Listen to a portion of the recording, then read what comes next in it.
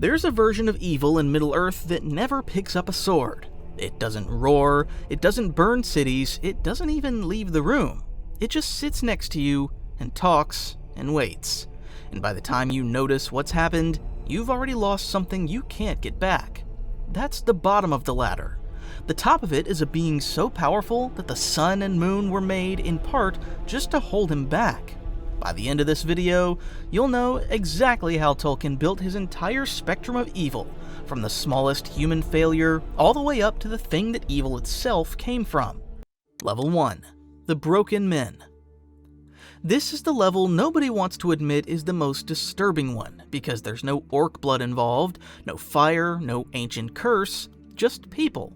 Regular people with names and homes and histories who were worn down until they broke.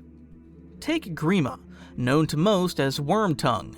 He wasn't born a servant of Saruman, he was a man of Rohan, a counselor to King Theoden, someone who had access, trust, a position of real influence in his own country.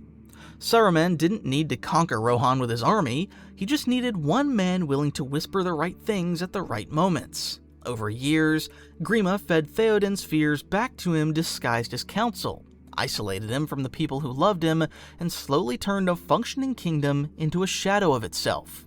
When Gandalf finally breaks the spell, what's left of Theoden physically changes in front of everyone. He goes from an old man folded into his throne to someone standing tall again. And the text makes clear this was never sorcery in the traditional sense, it was manipulation, patient and total. Then there's Denethor, steward of Gondor, a man who was never weak, never a coward, and by most accounts one of the sharpest minds in the entire War of the Ring. He had a Palantir, one of the Seeing Stones, and used it to spy on Sauron's movements, believing he could handle what he saw. He couldn't.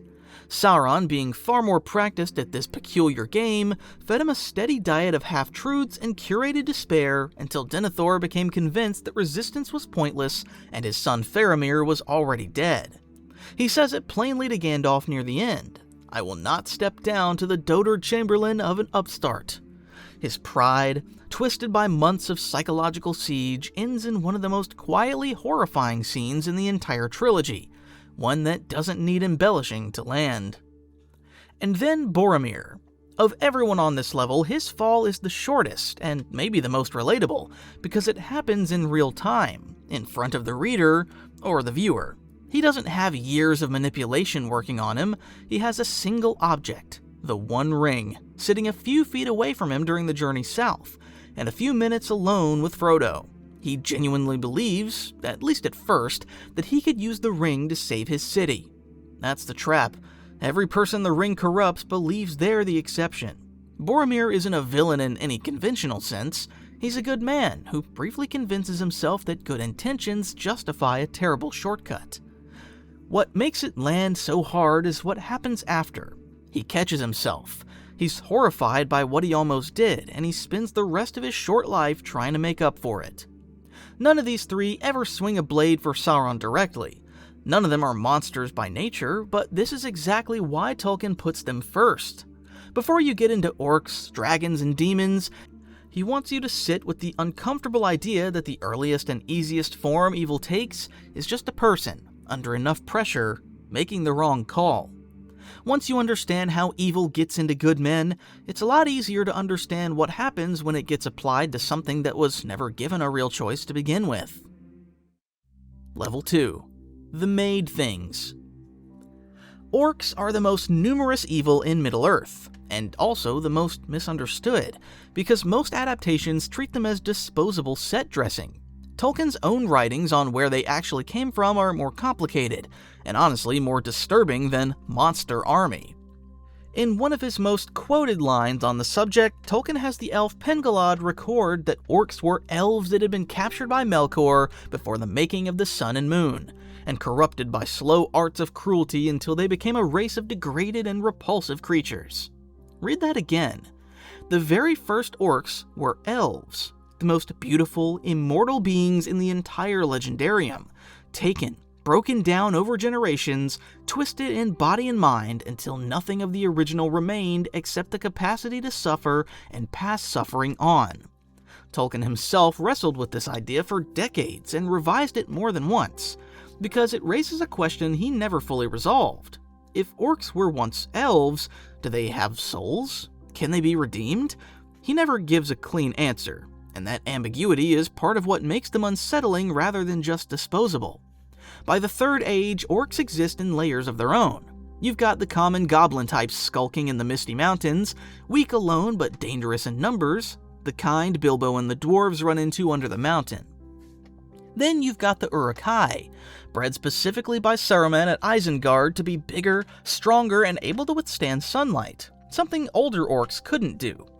Saruman is effectively running a breeding program to build a better soldier, mixing orc blood with human stock according to some interpretations of the text, and the result is a faction so aggressive that even other orcs fear them. You see this tension explicitly during the journey to Isengard with Merry and Pippin as captives, where the Isengard Uruks and the orcs from Mordor nearly turn on each other out of pure mutual contempt. Individual orc commanders get their own personalities too. Azog and his son Bolg lead entire campaigns against the dwarves, driven by a blood feud that spans decades and eventually erupts into the Battle of Five Armies. Grishnak, one of the orcs escorting Merry and Pippin, is cunning and treacherous even by orc standards, scheming to steal the ring for himself the moment he suspects the hobbits are carrying something valuable. These aren't mindless mobs. They have ambition, rivalry, fear, and self-interest, which somehow makes them scarier, not less. There's also a quieter, more unsettling detail buried in how orcs actually live day to day. They're shown squabbling over food, mocking each other, resenting their commanders, even openly wondering if the war is worth the trouble. In one exchange overheard near the tower of Cirith Ungol, two orcs complain bitterly about their officers and admit they'd rather slip away home if they still had one to go back to. That detail matters more than it seems. It means orcs aren't simply evil incarnate, marching along with pure malicious purpose. Many of them are closer to conscripted soldiers, miserable and resentful, trapped in a system built by someone far more powerful than themselves. That doesn't make them sympathetic exactly, but it does make them tragic in a very specific, uncomfortable way. So, orcs are evil that was manufactured, built out of something that used to be good on an industrial scale, then kept running through fear and command rather than genuine loyalty. But orcs still have minds of their own, however damaged, however resentful. The next level strips even more of that away. Level 3. The Twisted Beasts. Below the level of thinking, scheming evil, there's a tier of creatures that exist almost purely as instruments of terror, shaped by darkness, but not always by choice or design in the same deliberate way orcs were. Trolls are the clearest example.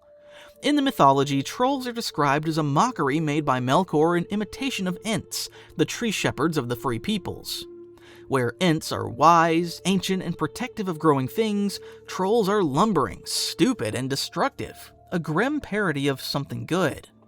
Most of the trolls we see, like the three Bilbo and the dwarves encounter squabbling over how to cook their dinner, are almost comic in their dim-wittedness.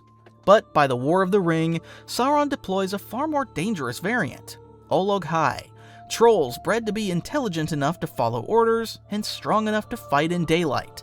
Another example of the same grim breeding logic Saruman used on his Uruks. Then there's Shelob, a name that alone makes most fans tense up. She isn't an orc, but isn't a troll, isn't even really aligned with Sauron in any loyal sense. He simply tolerates her because her presence guards the pass into Mordor for him. What she actually is turns out to be far older and stranger. One of the last offspring of Ungoliant, the primordial spirit of devouring darkness who, alongside Melkor himself, destroyed the two trees that once lit the world before the sun existed. Ungoliant was so ravenous she nearly consumed Melkor too, and had to be driven off. Shelob carries a diminished but still monstrous fragment of that same hunger, existing only to feed. Tolkien writes that she served none but herself, drinking the bloods of elves and men, bloated and grown fat with endless brooding on her feasts, weaving webs of shadow. She isn't fighting for a cause, she's simply appetite given a body, and that makes her almost impossible to reason with or bargain against, which is exactly what nearly cost Frodo everything in Cirith Ungol.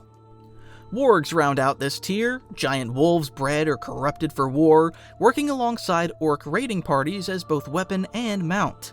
Individually frightening, but like orcs, most dangerous in numbers, and mostly acting on instinct rather than any grand design.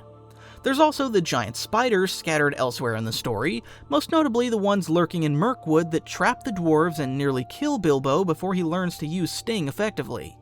These are almost certainly descendants of Shelob's own line, or of Ungoliant's brood more broadly, spread out across the ages and diminished with each generation, but still carrying that same singular appetite-driven hostility toward anything that moves.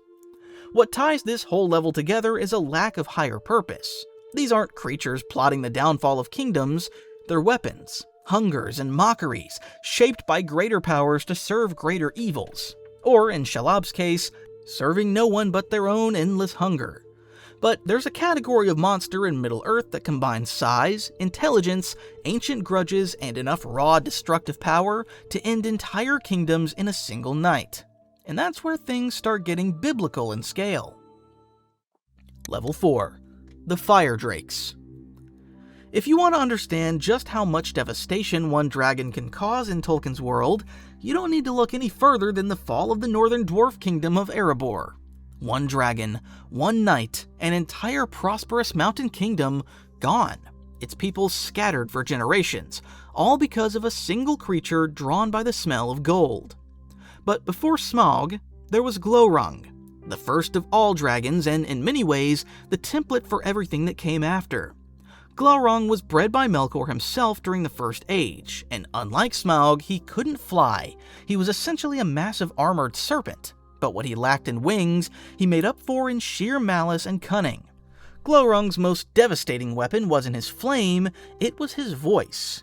He had the ability to bend the will of those who met his gaze, and he used this power to systematically destroy the family of Turin Tirambar, one of the most tragic figures in the entire Legendarium, manipulating his sister Nienor into forgetting her own identity and orchestrating a chain of events that tore the family apart from the inside.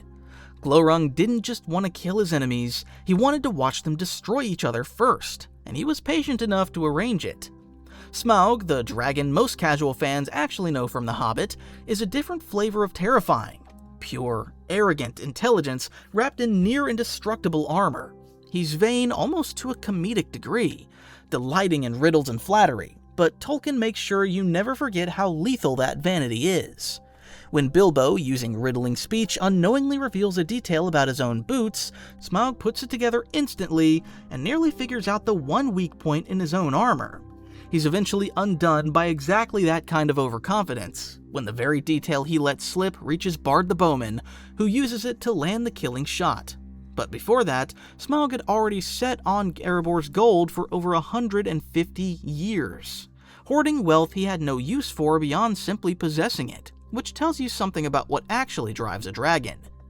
And then there's the one dragon whose scale genuinely breaks the pattern, and Calagon the Black, the greatest of all the winged dragons Morgoth ever unleashed. He's introduced during the War of Wrath, the final cataclysmic battle of the First Age, where he was so massive that when he was finally struck down, his falling body reportedly broke the towers of Morgoth's own fortress, Fangorodrim, on impact. Sit with that for a second. A creature so large that its corpse demolished mountains. It's worth noting how much personality Tolkien manages to pack into these creatures despite there being so few of them across the entire Legendarium. Every dragon we actually meet in detail, Glorung, Smaug, even the lesser cold drakes mentioned in passing during the histories of the dwarves, has a distinct voice, a distinct set of vices, and a distinct way of destroying the people around it. That's deliberate. Tolkien wanted each dragon to feel less like a wild animal and more like a specific, calculating villain wearing armored scales. Dragons in Tolkien's world are rare specifically because they're catastrophic.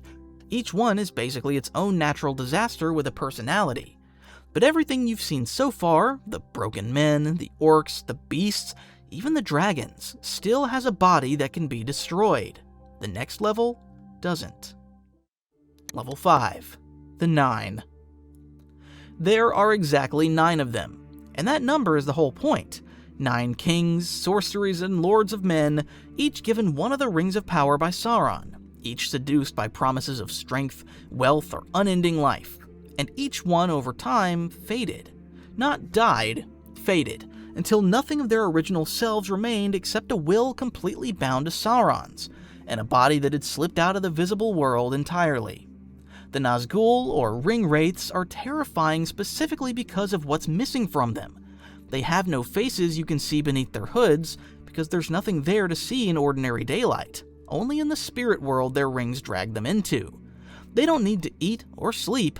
They feel, more than anything else, an endless hunger to find the one ring that made them what they are, because reuniting with it is the closest thing to relief they can experience. Frodo learns this the hard way at Weathertop, when he slips the ring onto his finger and briefly sees the ring wraiths as they truly are. Pale kings with drawn swords, fully visible to him in that shifted state, and utterly terrifying because of how ancient and empty their faces look. Their leader, the Witch King of Angmar, deserves special attention because he's arguably the single most dangerous non-divine servant Sauron ever commanded.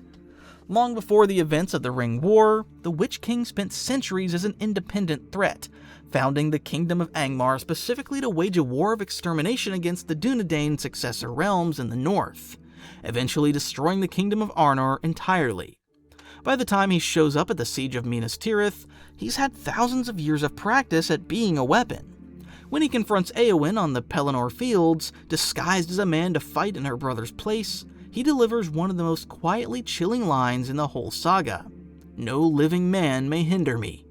He genuinely believes himself unkillable by anyone bound by that ancient prophecy, and it's the specific, narrow wording of his own doom that ends up being his blind spot, because Éowyn is not a man, and Merry, the hobbit fighting beside her, isn't a man either. What makes the Nine so uniquely disturbing isn't their power in a fight. Plenty of things in Middle-earth can match a Nazgul blade for blade. It's what they represent. Total loss of self. 9 individuals who once had names, families, kingdoms, and ambitions, reduced entirely to extensions of somebody else's will. There's no Grima-style manipulation here, no gradual corruption you could theoretically interrupt. The process, once started with a ring, runs to its conclusion no matter what. It's also worth remembering that all 9 were at some point admired men. Kings and lords, chosen by Sauron specifically because they already held power and prestige in the world of men, which made the offer of a ring appealing rather than suspicious. That's part of what makes them different from the orcs or the trolls below them on this list. They weren't bred for cruelty or twisted from something else against their will in the way an orc was. They said yes. Slowly, gradually, but they said yes. And by the time any of them might have wanted to say no, there was no version of themselves left capable of making that choice. There's also a particularly grim detail about how the Nazgul actually spread their condition to others, which most casual fans miss entirely. The blade the Witch King uses to wound Frodo on Weathertop isn't an ordinary weapon, it's a Morgul blade, forged specifically to leave a fragment of itself lodged in the wound, working its way toward the victim's heart over days, slowly turning them into something like a lesser wraith themselves, bound to fade out of the living world the same way the 9 originally did. Frodo only survives because Elrond manages to remove the shard just in time, and even then the wound never fully heals, aching on its anniversary for the rest of his years in Middle-earth. It's a small, chilling reminder that whatever the Nazgul became wasn't unique to them. It's a condition, and it can spread to anyone unlucky enough to be cut by the wrong blade. If the Nazgul are what happens when a will is completely consumed by another power, the next level up is where that consuming power actually lives, in a body that was never human to begin with. Level 6. The Fallen Flame. Before there were rings, before there were dragons, before Melkor ever bred a single orc, he had followers who were never mortal at all. These were Maiar, spirits of the same divine order as the wizards you meet later in the story, Gandalf included, except these particular Maiar chose to follow Melkor into rebellion during the earliest days of creation, and over uncounted ages, their forms twisted to match the corruption inside them. Tolkien describes them plainly. They wrapped themselves in shadow and flame until fire and darkness became inseparable from what they were. These are the Balrogs. The most famous one, Durin's Bane, spent thousands of years asleep, sealed deep beneath the misty mountains after the dwarves of Khazad-dûm, in their hunger for a rare metal called mithril, dug too deep and woke something that should have stayed buried. That single mistake ended an entire dwarven kingdom and turned Khazad-dûm into Moria, a name that in the common tongue literally translates to the Black Pit. When the Fellowship encounters it centuries later, Gandalf's reaction alone tells you everything you need to know about the scale of the threat. He's a Maya himself, one of the wisest beings in Middle-earth, and even he treats the Balrog as something close to his equal. Their confrontation on the Bridge of Khazad-dûm produces one of the most quoted lines in the entire book and adaptations, when Gandalf plants himself in the creature's path and declares, "You shall not pass." What follows isn't really a wizard beating a monster, it's closer to two ancient spirits, both originally from the same divine order, colliding, one still holding on to its purpose, the other having lost everything except rage and flame. Gandalf wins, but it costs him his life in that form, and the two of them fall together into the deep water below, continuing the fight in darkness for days before it finally ends. Balrogs aren't unique either. During the First Age, entire hosts of them served under Morgoth. Gothmog, Lord of Balrogs, personally led the assault during the fall of Gondolin, one of the most devastating losses in the whole First Age, and in that battle killed two of the greatest elf lords of the age, Feanor's son and the King of Gondolin himself, in single combat. A being like that, capable of ending kings, was still just a lieutenant. That same catastrophic night produces another Balrog encounter that fans of the movies actually already know the name of, just not the full story. As the survivors of Gondolin flee through a mountain pass, another Balrog corners them, and the elf lord Glorfindel, an ancestor in spirit, if not in deed, to the very same golden-haired elf who later helps Frodo reach Rivendell, throws himself into single combat to buy the refugees time to escape. He kills the creature, but not without paying for it with his own life in the process. The two of them tumbling from a high cliff together in a fight that mirrors what Gandalf goes through against Durin's Bane thousands of years later, almost beat for beat. It's not a coincidence Tolkien reused that shape of confrontation. A Balrog, by design, is the kind of threat that usually only falls if something on its own level is willing to fall with it. Which brings up an obvious question. If a Balrog is this dangerous, and it's still answering to somebody, what does the one actually giving the orders look like? Level 7. The Source. Here's the thing most people get wrong about Sauron. He was never the original villain of Middle-earth. He was a lieutenant, brilliant, patient, and eventually the most powerful entity active in the Third Age, but a lieutenant nonetheless, because before Sauron there was Melkor, later known as Morgoth. And Morgoth is the reason evil exists in Middle-earth at all. Morgoth wasn't some external invader. He was originally the mightiest of the Aenir, the divine beings who sang the world into existence before it even had a physical form. During that very first act of creation, the music of the Aenir, Melkor tried to weave his own themes into the song, seeking to increase his own glory rather than harmonize with the others. That single act of discord is described as the actual origin point of evil itself in Tolkien's cosmology. Not a later corruption of something good, but a deviation baked into the foundation of reality from the very beginning. Everything that comes after, every orc, every dragon, every Balrog, every ring, traces back to that first sour note. Morgoth's scale of destruction across the First Age is almost hard to hold in your head at once. He didn't just conquer territory, he unmade it. He poisoned the two trees that lit the entire world before the sun and moon existed, working with Ungoliant to drain them of light forever. He waged war against the elves and men of Beleriand for centuries, and in the process caused geography itself to change, entire regions sinking beneath the sea by the war's end. He is, without exaggeration, responsible for essentially every major evil that populates the rest of the Legendarium, because he made most of it personally or inspired the ones who did. There's a detail that puts Morgoth's obsession in perspective, and it's the same detail that drives almost the entire plot of the Silmarillion. Before he ever poisoned the two trees, Morgoth had already spent an age as a captive, dragged in chains to Valinor and forced to serve out a sentence under guard after his earlier crimes were discovered. He was eventually released on the argument that even he deserved a chance to reform, and he used that freedom to plan the single greatest theft in the history of the world, the taking of the Silmarils, 3 jewels containing the last living light of the 2 trees, crafted by the elfsmith Feanor before Morgoth destroyed the trees themselves. Stealing those jewels wasn't just an act of vengeance, it was Morgoth trying to possess the only remaining piece of pure, uncorrupted beauty left in the world, and his refusal to give them up afterwards is what drags the elves of Beleriand into centuries of war against him. Sauron, by comparison, started out as one of Morgoth's most capable Maiar servants, originally aligned with a benevolent order before his defection, and he learns everything he knows about domination and corruption directly under Morgoth's tutelage. When Morgoth is finally cast out of the world entirely at the end of the First Age, thrown through the door of night into the void, Sauron is the one who inherits the ambition, if not the raw, world-breaking scale of his former master.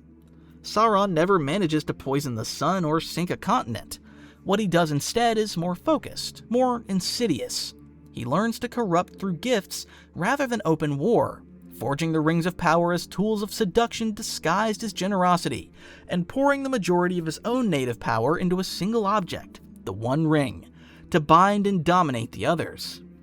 That decision, concentrating so much of himself into one object, is ultimately his undoing, and it's worth sitting with the fact that the entire War of the Ring, everything you've just spent this video learning about, all of it traces back through Sauron, straight to a single act of pride sung into the fabric of the world before Middle-earth ever had a sun to rise over. 7 levels, broken men who chose wrongly under pressure, at the bottom, closest to us and easiest to understand because we recognize the temptation. Then made things, manufactured out of something that used to be beautiful. Twisted beasts driven by hunger and mockery rather than thought. Fire drakes, natural disasters given intelligence and grudges. The 9, wills completely erased and replaced. Balrogs, fallen spirits wrapped in shadow and flame. And at the very top, the source all of it flows from, a single act of discord and the first song ever sung. That's the shape of evil across Tolkien's entire legendarium, from the Silmarillion through The Hobbit and The Lord of the Rings. And once you see the latter, you can't really unsee it in any part of the story again. If this kind of deep dive into Middle-earth lore is what you're here for, do me a favor and hit that like button. It genuinely helps this channel more than you'd think. And subscribe if you want more of these breakdowns. Thanks for watching, and I'll see you in the next one.